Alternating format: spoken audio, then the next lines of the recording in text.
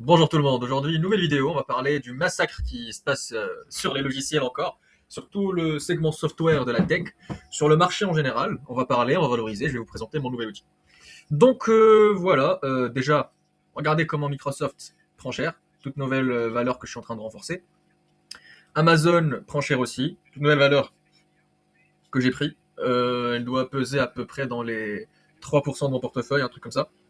Microsoft c'est vers les 5, 6% même. Microsoft. Le reste, c'est total et ça n'en finit pas de grossir. Même si je n'en rajoute plus depuis très longtemps, ça prend toujours 90-91% de mon portefeuille. Donc, analysons tout ça. Qu'est-ce qui se passe? On va parler d'abord des résultats. Alors, Total a publié aujourd'hui. Je n'ai pas encore écouté le conférence call, je vais le faire tout à l'heure. Du coup, j'enregistre la vidéo déjà. On est le mercredi 11 février. Okay, et par rapport aux résultats de Total, ils ont maintenu le rachat d'actions.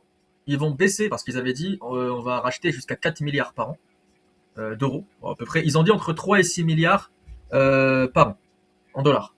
Mais du coup, ils vont garder leurs 750 millions par trimestre. Si vous multipliez par 4, bah déjà par 2, ça fait 1,5. Et par 4, ça fait 3, ce qui reste dans la guidance. Donc, ils n'ont pas fait une coupe non prévue qui signifierait que l'entreprise n'a pas assez de fonds. Donc, ils sont dans la guidance de rachat d'actions qu'ils avaient annoncé. Et du coup, bah, ils vont pas hausser le dividende, mais ils vont maintenir le dividende trimestriel actuel, ce qui représente sur 4 trimestres glissants une hausse de 5% à peu près du dividende. Donc l'année dernière, on avait 0,79 le premier trimestre, le deuxième trimestre, et puis les troisième et quatrième trimestres, on a eu 0,85. Cette année, on aura 0,85 les 4 trimestres, ce qui fait une augmentation, ce qui est très bien. Bah, du coup, acheter l'action, attendre, prendre des dividendes et attendre que ça monte, ça fait plaisir. Je rappelle qu'au cours actuel, Total, j'achèterai plus. Hein. Total, j'achèterai plus au cours actuel, déjà que ça explose. Euh, Là maintenant, alors ça nous fait combien en rendement? Je vais aller sur le truc que j'ai créé. Voilà, donc ce site c'est ValueQuest, je l'ai appelé. Je vais sûrement faire une appli avec. Spoiler alert, il y a déjà une appli avec, mais pas encore publiée sur Play Store. Je suis en train de faire des petites modifs. Mais déjà, on peut y accéder sur site. Euh, alors, Total énergie. Bim. Ça nous sort l'action en dollars. Nous, on veut l'action parisienne, donc pour le PA, on choisit dans le menu déroulant. Ok, donc elle cote ça en ce moment même. On a tous les ratios ici, puis on peut le valoriser avec la méthode 1, 2, ou si on va voir les actualités dans cet onglet-là. Donc on voit dans l'onglet ratio qu'en dividende, en ce moment même, ça nous donne du 5,44. Ça a bien baissé en dividende, ce qui n'est pas ouf si vous voulez rentrer sur la valeur. Maintenant, pour ceux qui veulent acheter au cours actuel, c'est bien si vous voulez surfer sur la hausse de l'action et du pétrole. Dividende, bien mieux. Mais sinon, pour ceux qui sont installés sous 60, gardez l'action, que ça monte, que ça baisse, vous vous en foutez, vous avez un bon rendement. Et puis, ça va sûrement continuer à monter vu la sous-évaluation du pétrole, vu la rotation sectorielle du secteur énergétique qui commence à prendre de l'importance. Donc, ils ont aussi baissé leur dette, hein, ça je ne l'ai pas dit. Ils ont baissé leur dette. Maintenant, ils ont un ratio de dette sur capitaux propres de 15%. 15%, c'est très bas, très très bas. Donc on rejoint un peu les ExxonMobil, sauf qu'ils ont une meilleure rentabilité des capitaux propres, des capitaux employés. Pardon. Donc là, c'est la partie qui. Enfin, c'est un screenshot du bilan. Et adjusted net income, donc le net income ajusté. Évidemment, tout est en baisse parce que le prix du pétrole a baissé depuis l'année dernière, évidemment. Mais euh, voilà, donc on a des très forts bénéfices. Donc on fait du 15,6 en dollars des bénéfices, alors que ça coûte combien en dollars? Boum, on vient là, on prend celle en dollars, boum. Donc 163. On vient là, on met 15,6 divisé par 163. Ou plutôt l'inverse. 15,6. Voilà, donc le PER actuel, c'est 10,44. 10,44 s'il vous plaît. Une société solide qui a des break-even points super bas. Euh, Rien à dire. Donc voilà, 10,75 que j'ai calculé, c'était ça. C'est le forward, parce que là, ça va être mis à jour, le forward va devenir le trading. C'est une entreprise magnifiquement bien gérée, c'est pas la croissance de Nvidia et compagnie, mais c'est une très bonne entreprise. Par action, on a du 6,89. Alors, qu'est-ce qui était prévu par Yahoo Finance? Du 6,19, bah, ils ont battu les attentes. Ah non, ça c'est le trading, pardon. Donc ça va être mis à jour, et ils vont remplacer par 6,89. Ok, ok, c'est logique. Et du coup, qu'est-ce que je voulais dire? Qu'est-ce que je voulais dire? Qu'est-ce que je voulais dire? Ouais, voilà, donc les l'EBITDA, ils ont sorti 40 milliards. le cash flow from operations excluding working of capital, excluding working capital. Donc, working capital, c'est le besoin de fonds de roulement. Donc, le cash flow opérationnel, on enlève le fonds de roulement, ça nous donne 27 milliards ou 28 milliards. Franchement, c'est très solide comme résultat. Faut pas flipper parce que ça baisse, c'est le pétrole, c'est cyclique, ça monte, ça baisse, mais faut voir dans quelle mesure ça baisse et par rapport à quoi, et est-ce que c'est attendu ou est-ce que c'est des trucs qui nous surprennent. C'est comme ça qu'on juge une société cyclique. En général, les sociétés pétrolières font du très bon taf en ce moment. Regardez, Petrobras, ça explose. Et ça, c'est en réel brésilien. Regardez en dollars.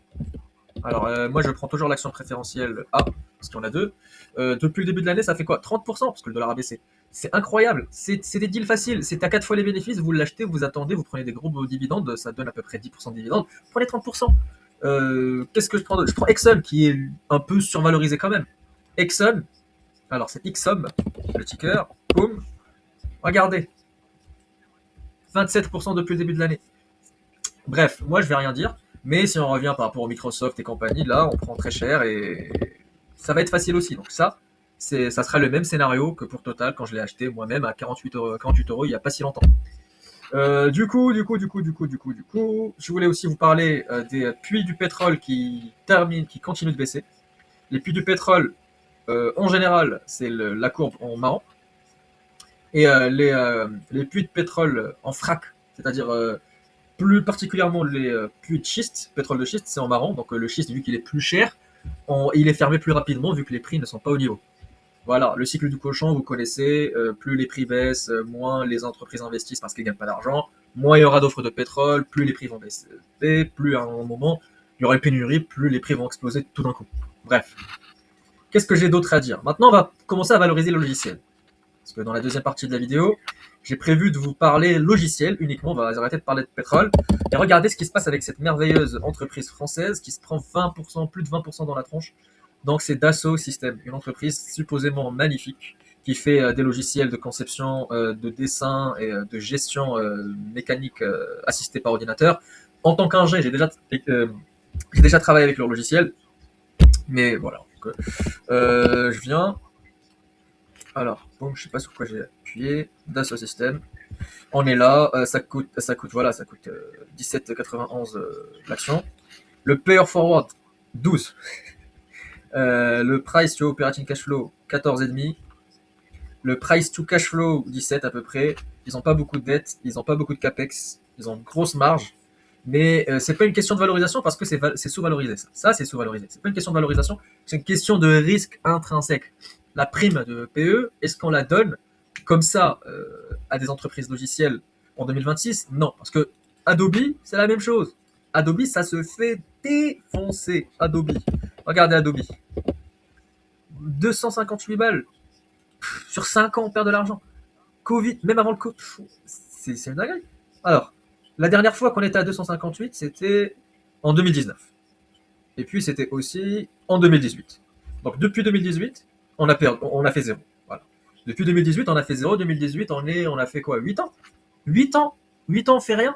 C'est chaud. Mais c'est pas une question de sous-valorisation ou quoi que ce soit, parce que Adobe est sous-évalué. Et cruellement sous-évalué. Sauf que dans ce type d'entreprise, ce n'est plus la valorisation qui compte. Regardez en France CRM aussi. C'est plus une question de sous-valorisation parce que c'est au ras des pâquerettes. C'est au ras des pâquerettes. On prend quoi? ServiceNow. C'est pas si sous-évalué ça par contre. Bref, ouais, Autodesk, tiens. Autodesk, c'est comme ce système, c'est plus cher, c'est pas français pour le coup, mais ça prend très cher. Et pourquoi ça prend très cher? Parce qu'il y a un risque structurel qui a été mis en place par le marché dans ces entreprises. On a peur que ça soit disrupté. C'est pas comme du coca, c'est une boisson, il va sûrement continuer à être là. C'est comme la main d'œuvre, c'est comme les carrosses. Vous saviez avant, on avait des carrosses qui étaient tirées par des chevaux, des diligences. Voilà, c'est le mot. Les diligences, et puis un carrosse, on se déplaçait avec en ville. Quand il y a eu la voiture, les constructeurs de carrosses, s'ils étaient cotés en bourse, ils ont baissé à un certain point où c'était sous-valorisé. D'accord. Sauf que la sous-valorisation ne veut rien dire dans ce cas-là parce qu'il y a un risque de disruption. On n'avait plus besoin de carrosses. Et du coup, les constructeurs de carrosses, même sous-évalués, ils ont fait faillite. Parce qu'il y avait la voiture.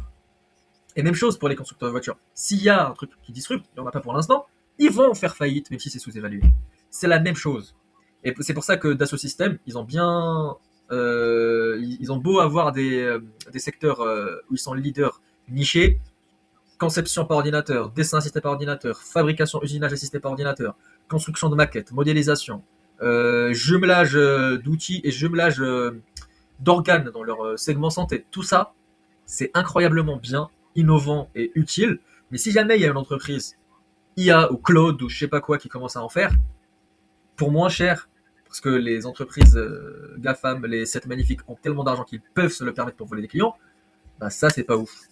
Et ça peut les faire disparaître, ou tout du moins si ça fait pas disparaître, ça va bien baisser leur marge. Parce que regardez, je vous prends un exemple.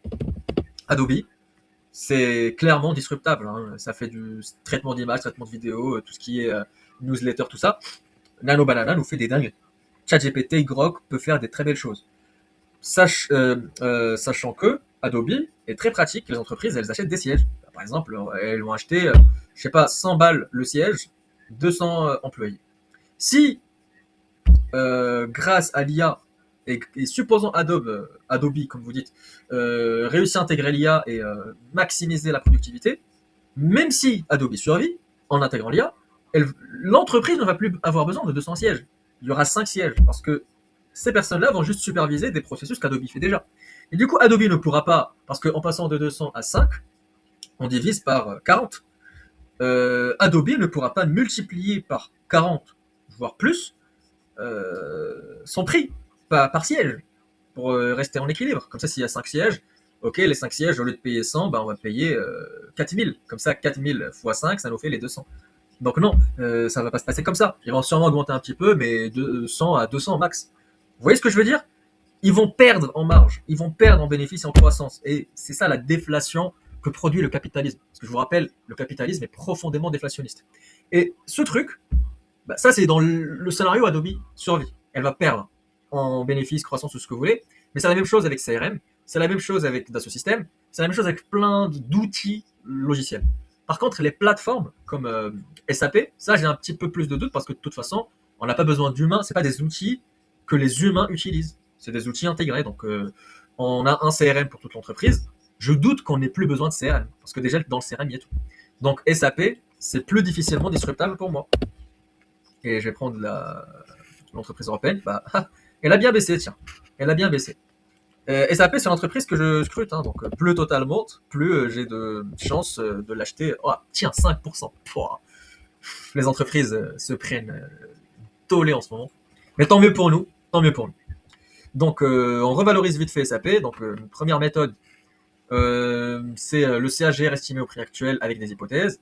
Deuxième méthode, c'est je veux 10% de performance sur mon acquisition avec mes hypothèses. Quel est le prix d'entrée? Donc, je valorise à 5 ans parce que le futur est tellement disruptable, inattendu et imprévisible que je ne veux plus aller plus loin. Mais je peux y aller, hein, je peux aller plus loin. Donc, je vais me dire avec tout ce qui est migration cloud, tout ce qui est avec pricing power, et vu que la productivité reste plus ou moins la même, on va dire qu'ils vont croître de 10%. C'est logique. Ça, c'est sans j'ai 25 fois les bénéfices. Donc, au prix actuel, si je l'achète, je vais faire du 8,2% sur les 5 prochaines années. Maintenant, 25 fois les bénéfices comme prévu. Quel est le prix pour faire 10% par an? C'est 156 euros. 156 euros, et maintenant, ça coûte 169, donc il faut à peu près une baisse. Ouais, une baisse de 10% à peu près. 10%. Ouais, faisons le calcul. Donc, on multiplie 169, ça vous apprend à faire des maths aussi. On multiplie ça par 0,9, ça fait une baisse de 10%.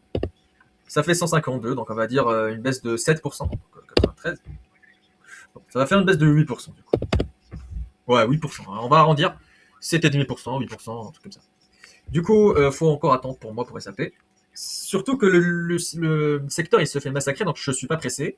Et en plus, je vais devoir arbitrer pour l'acheter, parce que mes fonds en frais, j'achète avec pour l'instant mieux, qui sont Microsoft. Du coup, sur PEA, je me permets d'arbitrer, donc je me permets d'attendre, parce que j'ai mieux tout simplement. Ça, c'est SAP. Dassault, qui prend cher, on va la valoriser aussi. Dassault Systèmes.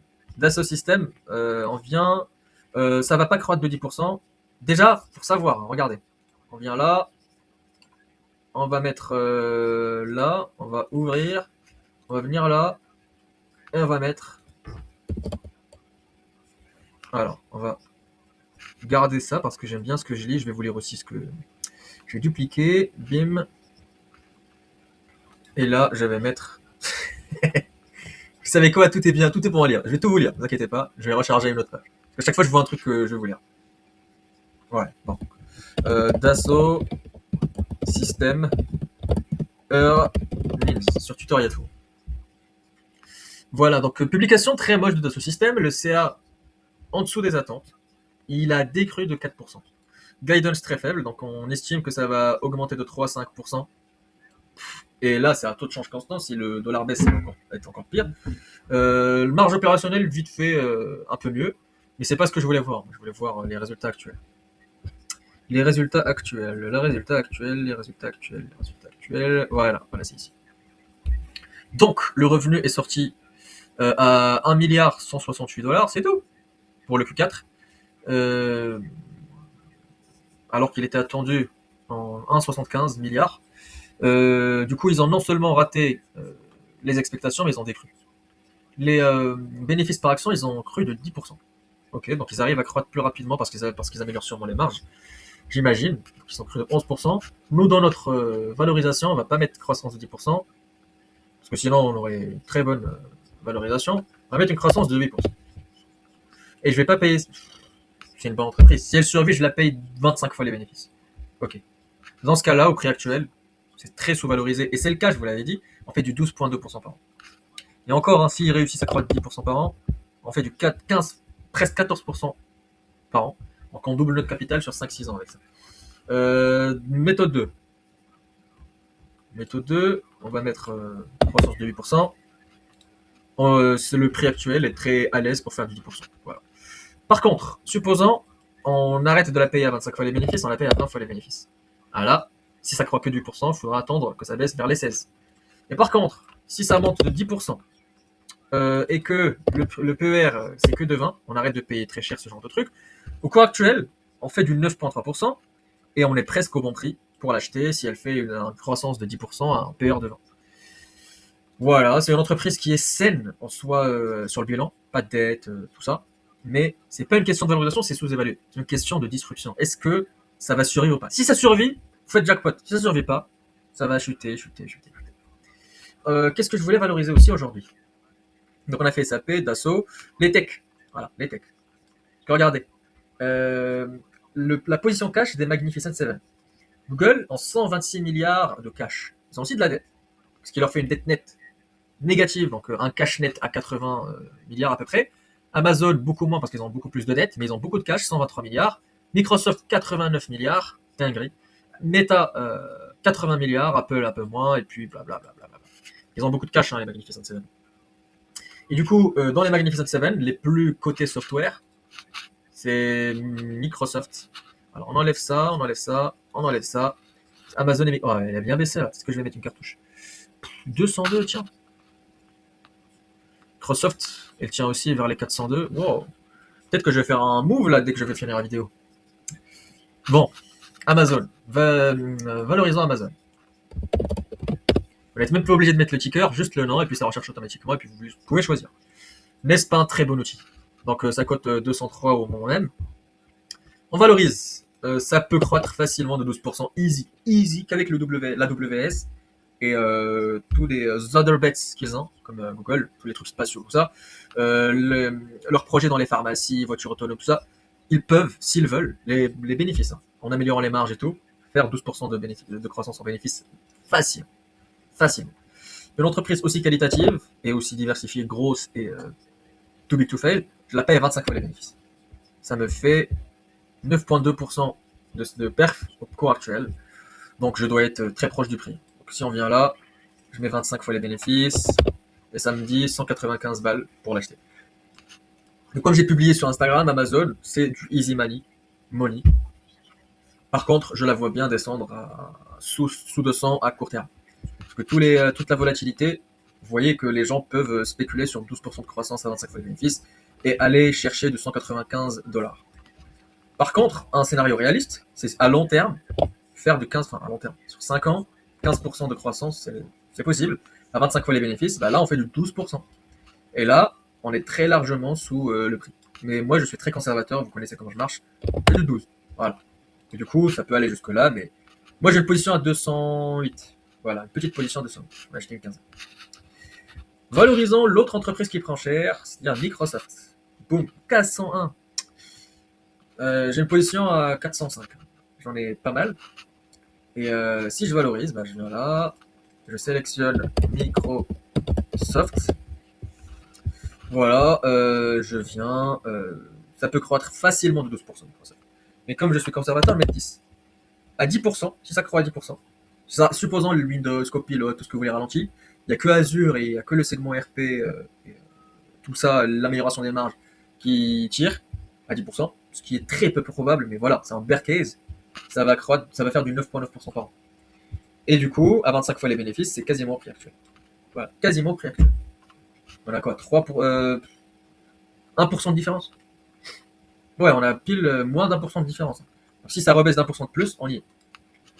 Donc c'est pour ça que Microsoft est mieux qu'Amazon au prix actuel, pour les deux, mais les deux sont du easy money. Et je pense que Microsoft est du easy money maintenant. Qu'est-ce qu'il y a d'autre? Il y a du Meta qui prend cher, hein, j'ai cru voir. Meta, alors Meta, non pas les lunettes, Meta Stock.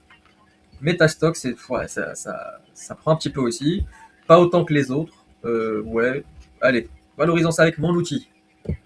Alors, pour que vous voyez plus, j'aurais dû faire ça depuis le début. J'aurais dû zoomer. Alors, je vais mettre du Meta, boum. Ça cote ça en ce moment même. PER actuel 28, PER forward 18. Ouais. C'est à peu près comme du Dassault en termes de PER forward, sauf que là on a du méta. On a du méta, on a du retour sur equity de 30%, on a des marges brutes de 82%, des marges nettes de 30%. Ouais, c'est une dinguerie. Ils rachètent leurs actions, donc on a moins 3 sur 5 ans. Bien évidemment, l'évolution c'est sur 5 ans, hein, les actions. J'aurais dû ajouter la mention 5 ans. Par contre, beaucoup de capex, comme vous pouvez voir. Sur les operating cash flow, 115 milliards d'operating cash flow, ils mettent 92. C'est ouf. 80% de leur cash flow opérationnel est réinvesti. C'est pour ça que les prix par operating cash flow, c'est 14, mais prix par cash flow, c'est 72. Mais bon, nous on juge par les earnings parce que voilà, on fait confiance au management, ils vont amortir de la bonne façon. J'ai déjà parlé de ça dans d'autres vidéos. Le cash flow est irrelevant dans ce genre de business parce qu'il y a trop de réinvestissement et ça fausse la valorisation. Donc si on vient à la méthode 1, je tiens à vous dire que Mark Zuckerberg, donc Zuck, a dit que Meta pouvait croître de plus de 30% pour l'année qui vient. Sur les 5 prochaines années, moi je vais être cool, je vais être 13. Pourquoi 13 vous allez me dire? Parce que les analystes sont sur 15, le management est sur 20 voire 30. Bah, moi je vais être un tout petit peu moins que les analystes, sachant que les analystes vont encore être battus par Meta comme d'habitude, donc je vais être 13. 25 fois les bénéfices, parce que c'est une bonne entreprise tout simplement en termes de bilan et tout ça. Ça me donne 10% pile. On y est, on est au bon prix. Et pour l'acheter, pour faire du 10%, on peut l'acheter tranquille jusqu'à 675. Donc on est au bon prix en fait. Je suis un peu stupide de l'avoir vendu parce que je comprenais plus la thèse par rapport à leurs amortissements, des trucs chelous qui ont commencé à apparaître en novembre. J'avais réussi à l'acheter vers 580, 595 et je l'ai vendu vers 630 parce que je devais revoir l'entreprise. Je l'ai revu depuis, ils ont sorti leurs résultats et c'est une dinguerie, tout simplement. C'est le bon prix. Mais bon, j'estime que Amazon et Microsoft sont plus diversifiés. Du coup, je me permets de prioriser les deux autres. Si jamais je cache en plus, je mettrai sur Meta. Mais c'est une très bonne entreprise. Donc, résumé, Microsoft au cours actuel, ça nous donne du 10%. Amazon au prix actuel, ça nous donne du 9%. Mais bon, c'est une bonne entreprise quand même, s'il peut nous surprendre. Meta au cours actuel, ça nous donne du 10%. Donc, pile poil pour les trois. Ils sont très bien évalués pour faire 10% de rendement au moins sur les 5 prochaines années. Après, s'ils battent les attentes, ils peuvent faire plus. Si les entreprises baissent encore plus et vous les achetez à un prix encore plus bas, c'est encore meilleur pour faire des meilleurs résultats. Voilà ce que je voulais vous dire concernant ces entreprises-là. Maintenant, on va voir qu'est-ce que font les hardware. Donc Nvidia, qu'est-ce que ça nous fait aujourd'hui? Ça monte, comme d'habitude. AMD par contre, ça baisse. Winner Stake All. Broadcom, ça végète, parce que c'est comme Nvidia, ça va prendre beaucoup de commandes. En fait, le marché est baissier. Que vous pouvez voir Amazon, Microsoft qui sont déglingués. S'ils ne prenaient pas autant cher, je pourrais vous assurer que Broadcom et Nvidia monteraient aussi avec l'effet Nasdaq ETN. Regardez-moi Apple. Pourquoi Apple monte autant et pourquoi elle est aussi prisée en ce moment? Parce que regardez, depuis le début de l'année, c'est la seule qui monte, même avec 2%, c'est pas grave, c'est la seule qui monte, parce que depuis le début de l'année, Microsoft perd 15. Amazon perd 10. Même Nvidia, je pense, elle fait bien, mais ouais, Nvidia, elle fait 0,90. Donc, Apple fait mieux qu'Nvidia depuis le début de l'année. Pourquoi, vous allez me dire? Bah, regardez. Tout simplement. On va venir là. Valorisation, elle est nulle. Hein. Si vous l'achetez au cours actuel, déjà, ça va pas monter de 13, ça va monter de 8, allez, grand max. Si vous l'achetez au cours actuel, ça fait du 1% par an. C'est pas du tout la bonne. C'est pas du tout côté valorisation qu'on l'achète. Par contre, on va voir les operating cash flow. Operating cash flow, on a du 135 milliards. D'accord? CAPEX, 30 milliards. Et du coup, le CAPEX divisé par l'operating cash flow, 20%. C'est une entreprise qui devient lean, qui devient légère, CAPEX light. Et c'est ce que commencent à ne plus être les autres GAFAM. Là où Amazon, Microsoft, Google, Meta sont en train de déverser des milliards et des centaines de milliards en investissement, vous avez Apple qui certes est surévaluée, mais elle fait du vrai cash qu'elle ne réinvestit pas, qu'elle se permet de rendre aux actionnaires. Parce que regardez-moi ça.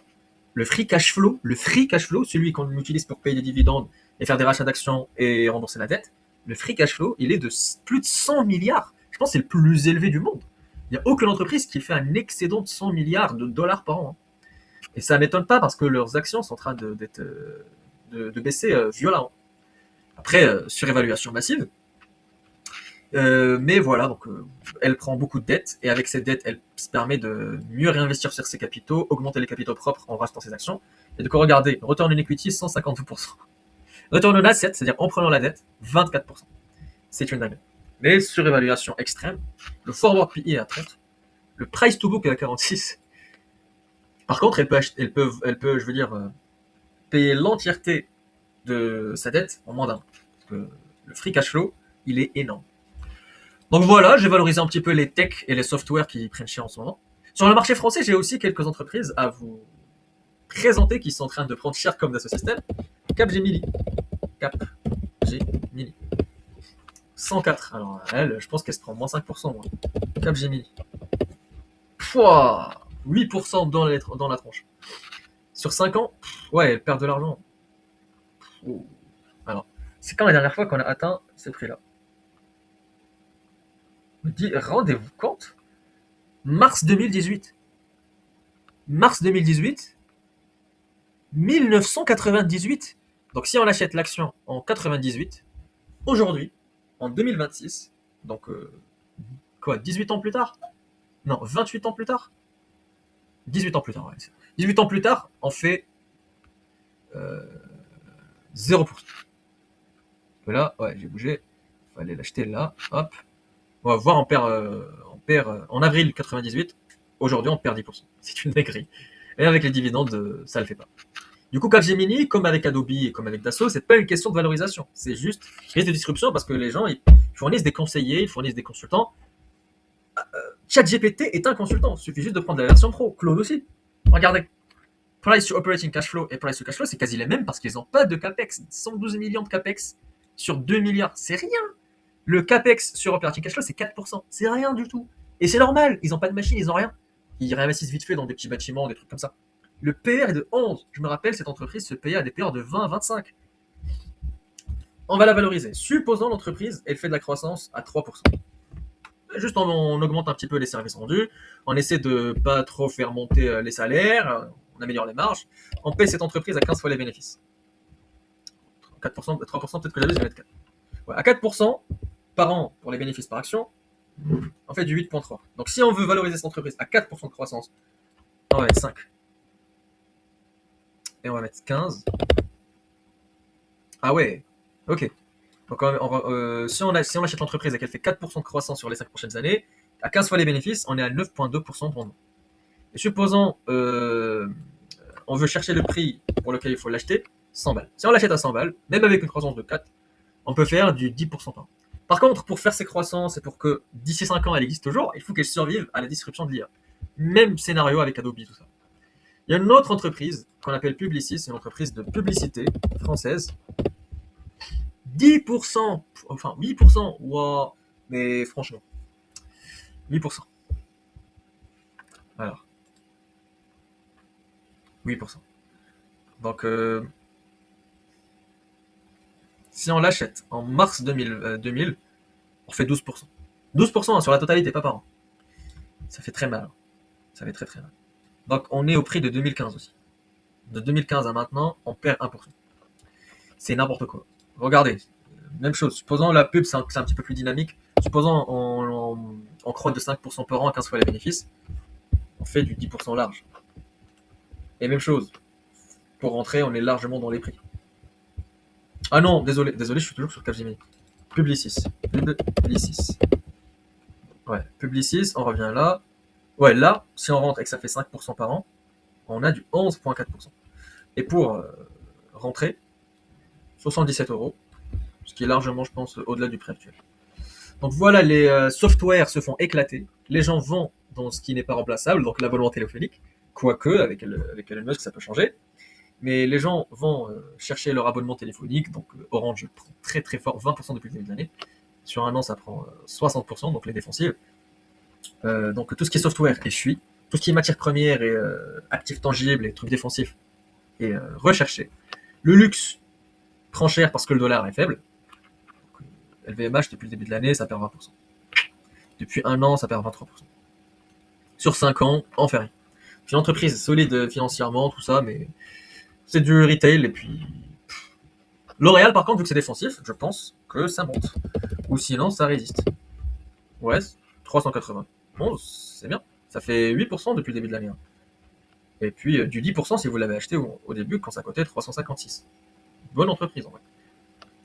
Voilà, voilà tout le monde. J'espère que vous avez aimé la vidéo. Qu'est-ce que j'ai d'autre à vous montrer? Les autres pages. Ah ouais. Joseph Carlson, c'est un YouTuber que je suis. J'aime beaucoup ce mec. I'm glad I... Oh, je vais vous mettre ça en français. Je suis ravi d'avoir massivement investi dans Meta avant Ackman.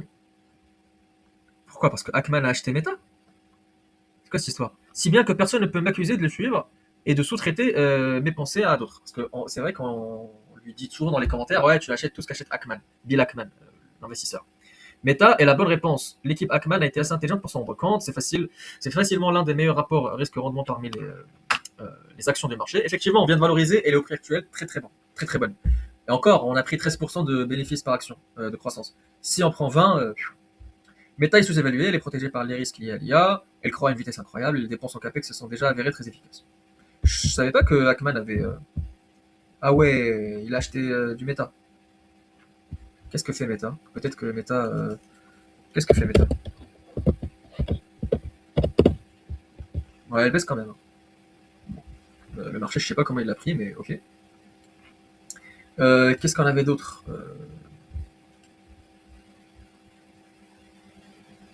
Total Energy prend 100% de la raffinerie de Lukoil. Et cette raffinerie, c'était une raffinerie aux Pays-Bas, de Zélande, parce qu'elle était co-owner, comment dire, elle était co-actionnaire avec Lukoil, la société russe. Elle avait 55%, Lukoil avait 45%, et du coup, elle a acheté toute la raffinerie. J'adore ça, j'adore ça. La plus grande entreprise en portefeuille fait de l'expansion dans le secteur de la raffinerie. Et c'est limite un moat en Europe parce qu'on n'a pas beaucoup de raffineurs. À part Shell, qui n'est pas très européenne, elle est britannique. Et du coup, c'est hyper bien parce que quand le pétrole est bas, les raffineurs gagnent beaucoup d'argent. Aïe, aïe, aïe, aïe, aïe, aïe, j'aime bien, j'aime bien, j'aime bien. Je pense qu'ils ont fait des émissions d'actions pour payer tout ça. Mais bon, même s'ils le paient cash, moi je veux juste pas qu'ils prennent de la dépense. Non. Ça, c'est la demande de l'OPEC+. L'OPEC+, dit que le crude, c'est-à-dire la demande, a été un petit peu faiblarde cette année, mais que ça va sûrement remonter. Donc, je vous ferai d'autres analyses sur le pétrole dans notre vidéo. Mais bon, aujourd'hui, on voulait vite voir vite fait tout ça. Voilà, j'espère que c'était une vidéo qui vous aurait intéressé. N'hésitez pas à liker, commenter. Si vous êtes intéressé par mon outil, mettez en commentaire et puis on verra ça. Je vais bientôt le lancer en appli mobile. Et puis on verra quoi en faire. Et puis sûrement, soit je vais mettre de la pub dessus, soit je vais mettre un petit abonnement ou un truc comme ça. Voilà, donc likez, commentez, partagez, mettez-moi ce que vous pensez en commentaire. Et suivez mon compte Instagram, Amin Business and News. Allez, bon courage à vous.